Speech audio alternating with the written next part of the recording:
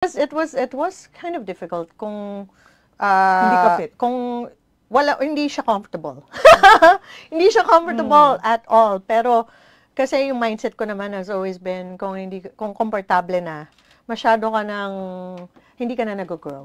Yun yung mentality ko talaga. So what made you decide to join the... Gusto ko lang talaga Air Force? makatulong ng kapwa-tao ko. So another way of... And mas mabilis yun because you have other people with you, 'di ba?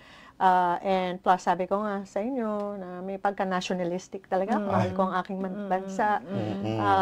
Wala namang special treatment kay Miss Geneva Wala. Cruz. Alam mo, Tapos ang ganda-ganda mo, sexy-sexy mo, di ba? I want to know that, yung training. I made sure na walang special treatment.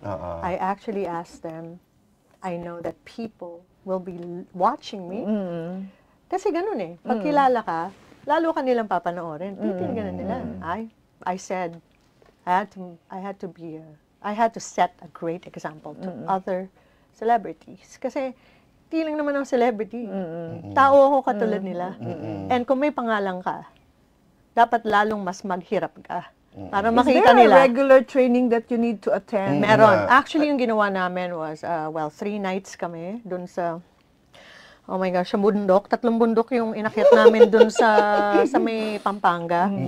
Hindi po kami naligo ng 3 gabi at 4 na araw.